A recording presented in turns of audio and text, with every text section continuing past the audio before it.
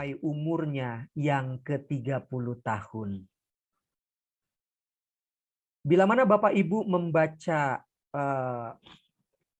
Lukas pasal 3, kalau saya tidak salah, maka di bagian atas daripada silsilah anak Allah, maka Bapak Ibu akan mendapati kalimat, Yesus tinggal di Nazaret selama 30 tahun lamanya.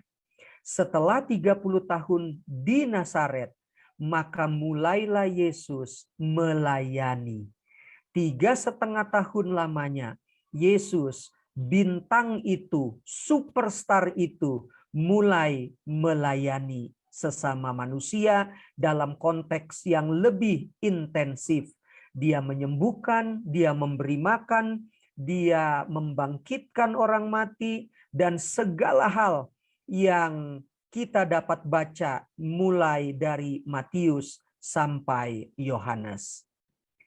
Sekarang, bila mana kita sudah melihat cerita yang merupakan garis besar daripada judul melihat bintangnya, lalu apa hubungannya dengan kata biarlah kita memiliki bintang itu?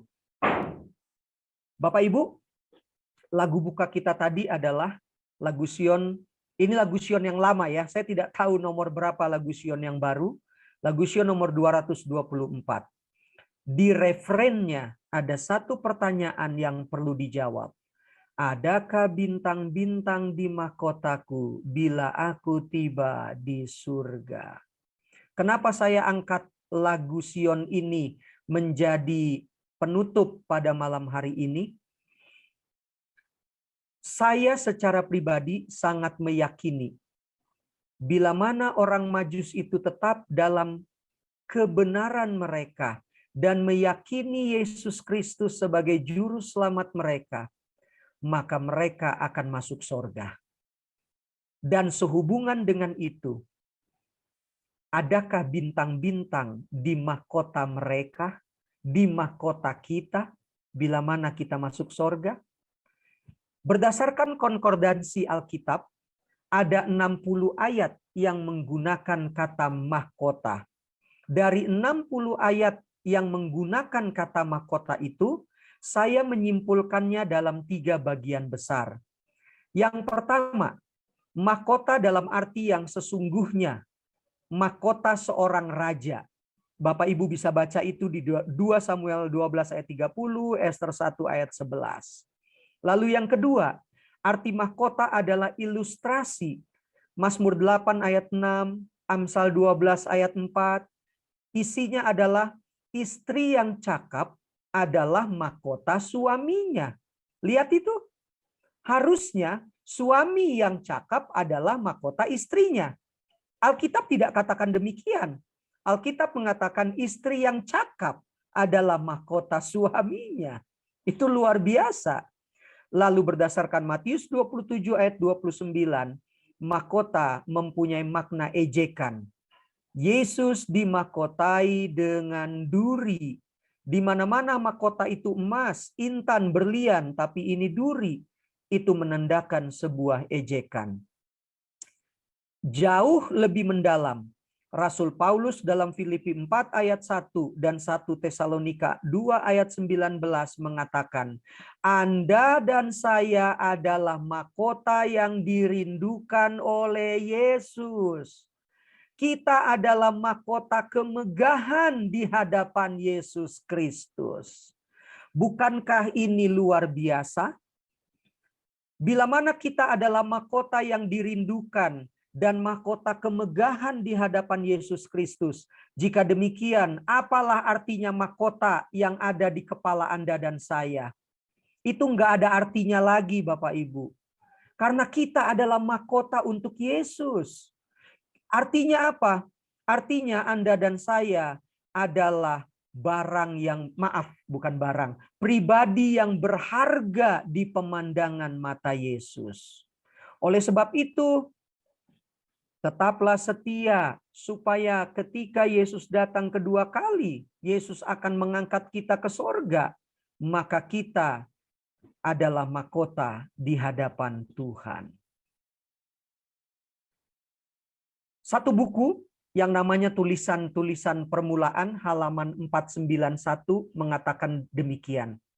Malaikat-malaikat membawa mahkota yang tidak terhitung banyaknya, dan Yesus meminta mahkota-mahkota itu, dan dengan tangannya sendiri memakaikan mahkota-mahkota itu ke kepala orang-orang kudus.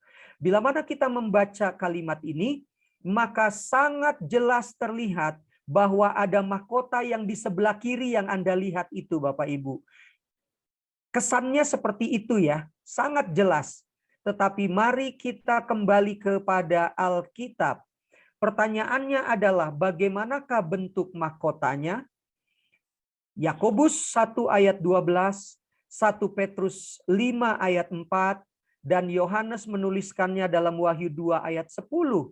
Bentuk mahkota yang Tuhan berikan ke kepala orang-orang kudus mempunyai arti mahkota kehidupan, mahkota kemuliaan, itulah hidup kekal.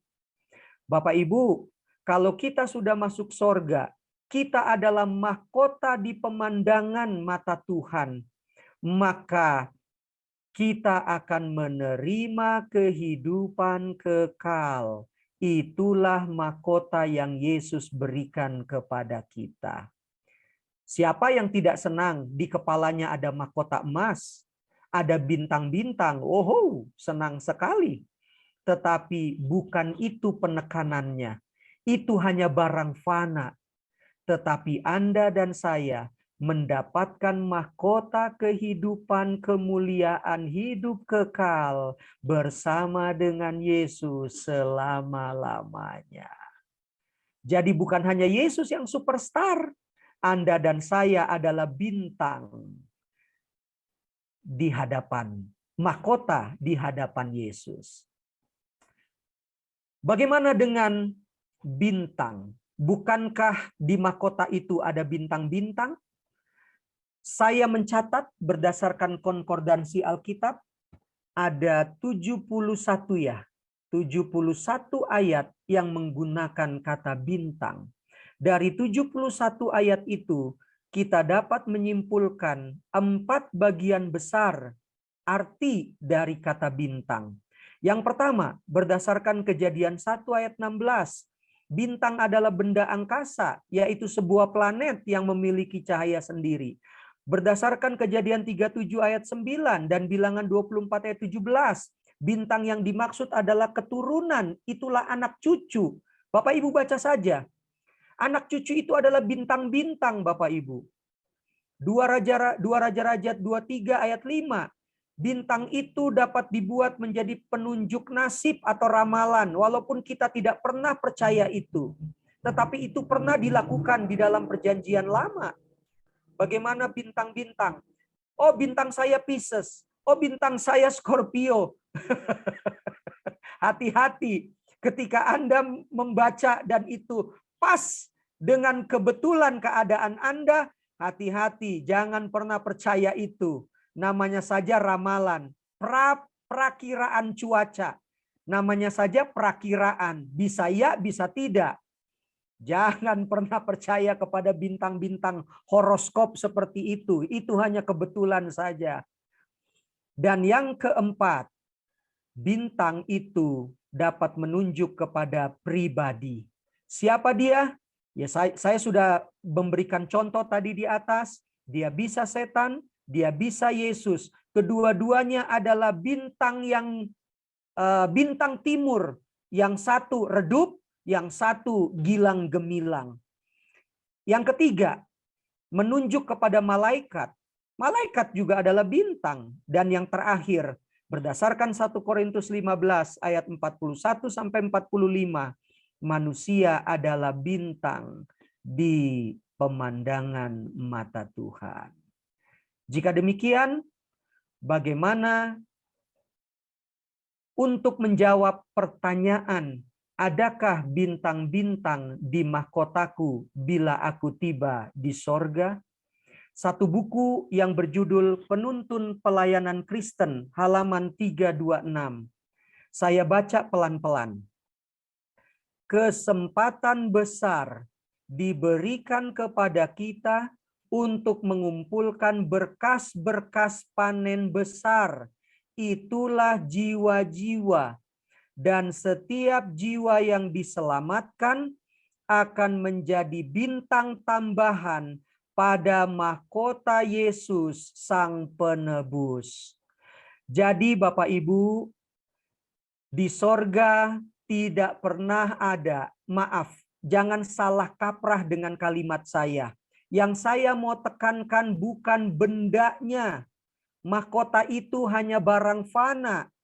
Tetapi yang terpenting adalah setiap jiwa yang diselamatkan menjadi bintang pada mahkota Yesus.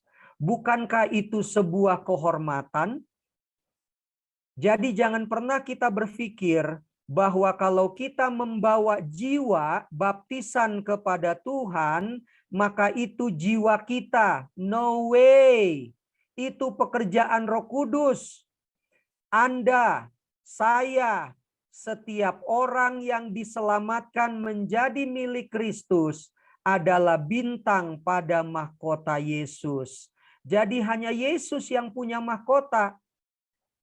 Maksud saya, kalaupun Tuhan memberikan kepada kita mahkota dalam arti seperti raja, ya senang-senang saja, kan begitu ya. Tetapi penekanannya bukan di situ. Semua kita menjadi bintang pada mahkota Yesus, Sang Penebus itu. Bukankah ini kabar yang menggembirakan? Masuk sorga sudah lebih dari cukup. Dikasih lagi di kepala kita mahkota yang berbintang, terima kasih Tuhan. Tetapi tidak ada kredit kita dalam membawa orang-orang untuk menjadi milik Kristus. Lalu kita berkata, oh itu jiwa saya. Oh tidak ada Bapak Ibu. No way dengan itu semua. Semua kita menjadi bintang tambahan pada mahkota Yesus. Kesimpulan, sebagaimana orang Majus sudah melihat bintang yang adalah sekumpulan malaikat, dan Yesus adalah superstar, bintang yang gilang gemilang pada malam hari ini dan kekal selama-lamanya. Biarlah kita memiliki Yesus di dalam diri kita, karena Dia adalah bintang kehidupan kita. Dan bila mana kita masuk sorga nanti, kita adalah mahkota dan bintang di pemandangan mata Tuhan. Tuhan memberkati.